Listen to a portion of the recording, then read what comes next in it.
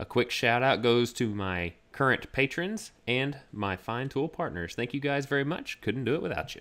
From pocket screws to joinery, let's break down drawer construction now in SketchUp, and I'll show you how to make lock joints for your drawers.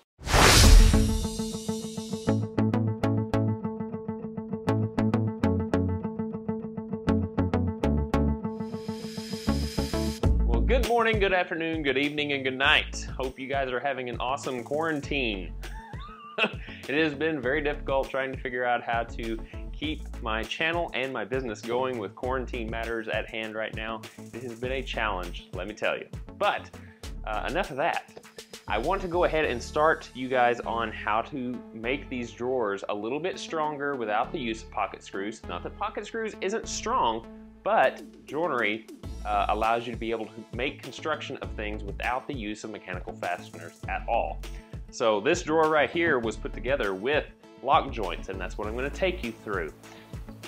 It also has a groove all around the four sides of the drawer to accommodate the 1/2-inch drawer bottom. That I will also do.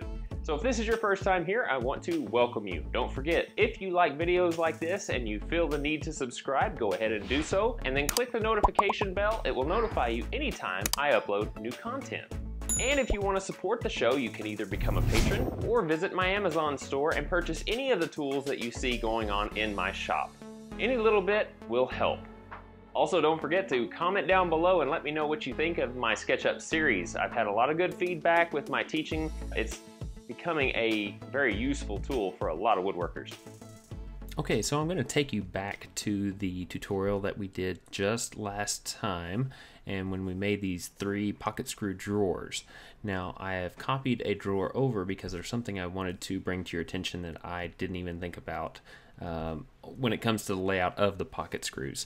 So typically on a drawer, you are going to have a drawer front that will be put right on top of this. So when you have your pocket screws laid out, yes, you are going to have the ones on the back facing the back of the carcass, but you're not going to have these showing on the inside of the drawer.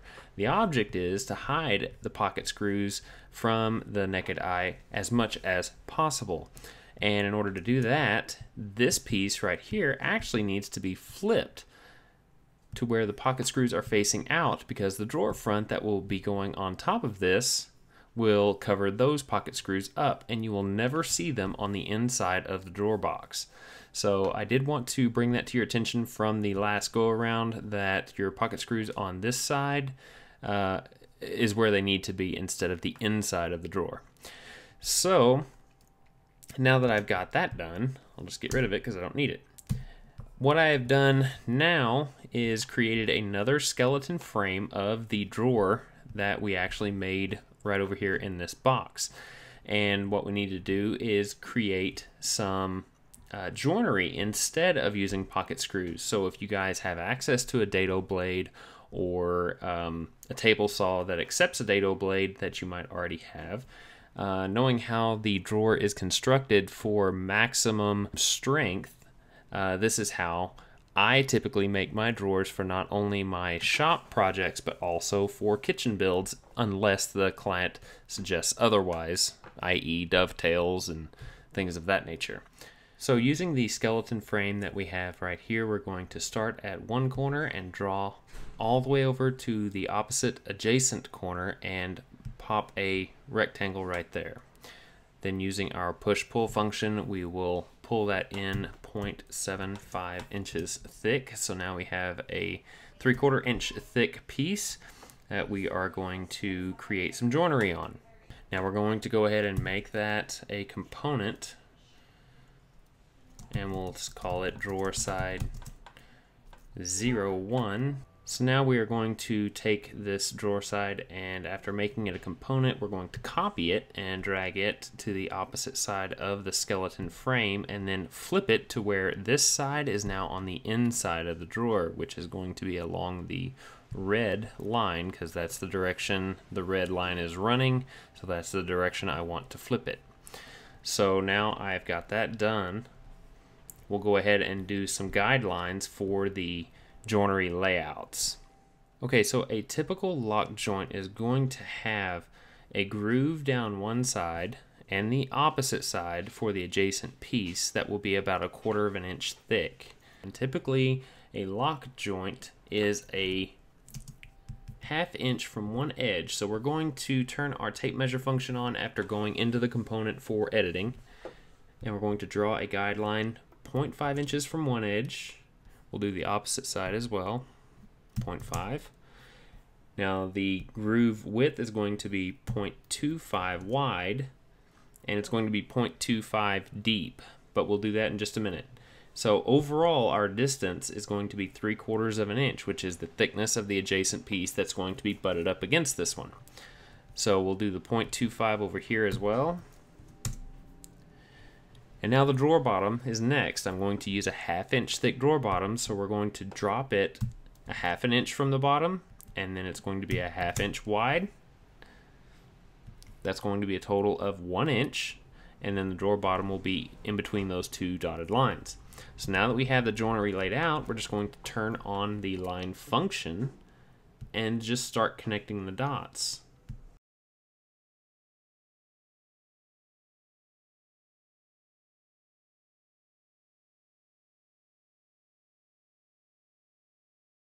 Alright, now you just push-pull all of that, 0.25 deep, and now our joinery has been cut. Now I'm going to show you another quicker way to lay out all that joinery. So I'm going to back out of all of that to where I had my guidelines.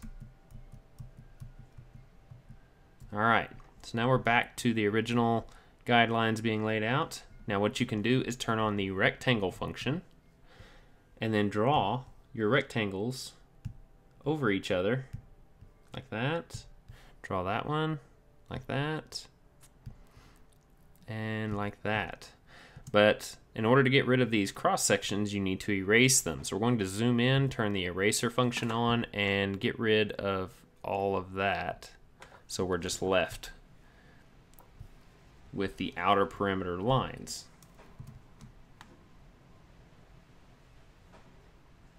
There we go. And then push-pull all of that in, 0.25 deep, and we're back to the original joinery that has been cut. So there are two different ways that you can do it. Drawing the lines can get it. It's a few extra clicks, but if you turn your rectangle function on and then erase your center lines in between each joint, that will do it too. Question, what is your favorite joint to use on drawers? Do you take the time and make the extra work of dovetails, or do you like lock joints, or do you even use rabbets and dados? Let me know down below. So now we'll get out of that component and we're left with our skeleton again. And if we look on the other side, that drawer side has also been done at the same time because we copied that component. And everything that we did on that one side also did it to the other simultaneously. So now we need to make the drawer fronts and the drawer back, and these are all going to be the same, unlike the one that we did on the pocket screw. Now in order to accommodate these joints, I'm just going to do it with the line function and just draw myself a drawer front just from the top. So I'm just going to connect the dots again and just follow the perimeter of these joints.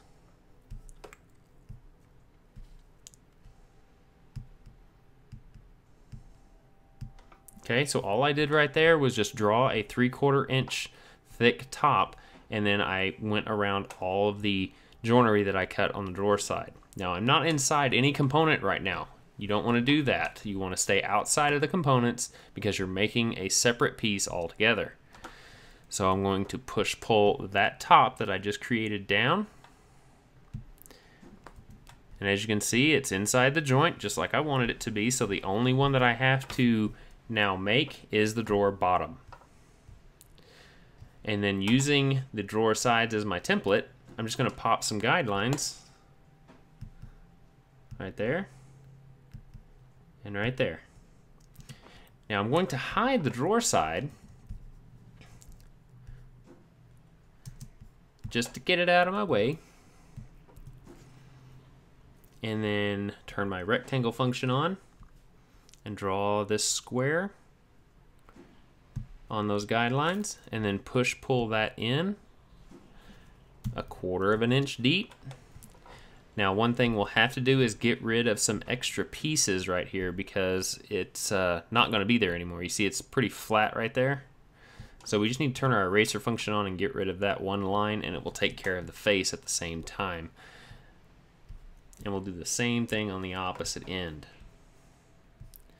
And this is how a typical lock joint will appear when you run it through your table saw. So get rid of my guidelines, and now that we have that piece done, I can make it a component. Drawer front 01. And then copy this one as well. Hit my option key with my move tool on. Make sure I'm dragging it along the green axis and drop it. Then I'm going to flip it in the direction of the green line. Because the green, if I zoom out here, there it is. It's running that direction. So that's the direction of flip that I want to do. And then just grab it by the edge, make sure it's still on the green axis as I drag it back, and pop it to that skeleton line. So it's an exact replica of the one we just made. Has the drawer bottom, has the lock joints.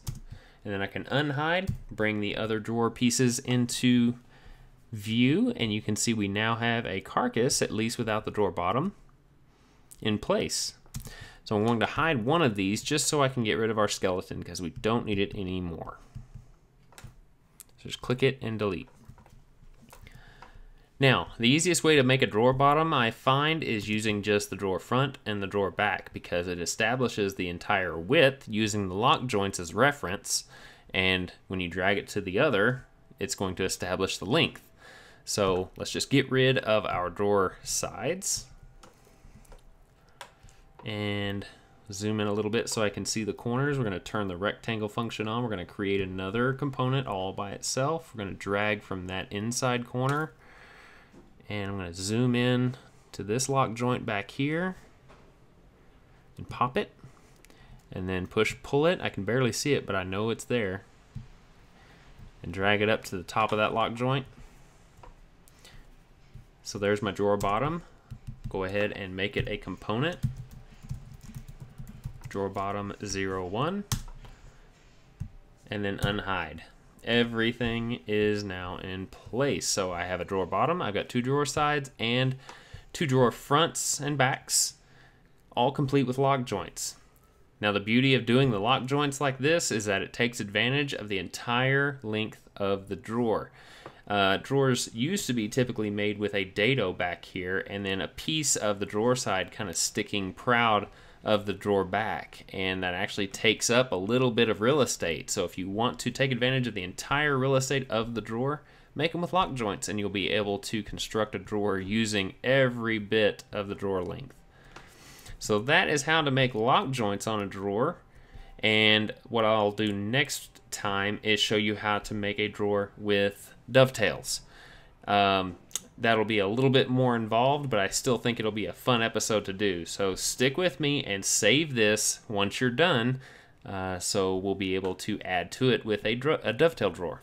Okay, real fast, I wanted to show you guys a quick option that you can use on lock joints. If you don't want to see this particular groove made for the drawer bottom, you can cover it by creating a half blind lock joint. And this is a very quick change that you can make to your existing lock joint. So it's basically going to require a 1/2 inch lip from the drawer front that you see right here that will extend over the drawer side and then cover that groove right up. So we're going to push the drawer front, or excuse me, the drawer side back 1/4 inch, and then uncover the drawer front so you can see now we have a lip to play with. So I'm going to take off my component, edit, hide rest of model, so I can still see my drawer side whenever I go into this component. So now I'm just going to pop a line right there to there, and then pull that lip right over the drawer side, and now the drawer front of the drawer carcass will cover up the groove made by the drawer bottom. So you can do that on both ends, and you can see like a before and after. There's the groove, and the groove is now gone. So It's something that you can do in an option for your lock joints to make them appear more finished and completely hidden of anything that you don't want seen. So a quick shout out to my patrons right up above, as well as my fine tool partners down below. I could not do it without you, and I greatly appreciate all of the support that you give me. Also, if you want to check out any of my prior build videos or SketchUp tutorials, you'll find them over there, and click that center circle there and be notified anytime that I upload new content. Thanks for subscribing, thanks for watching, and I'll see you later.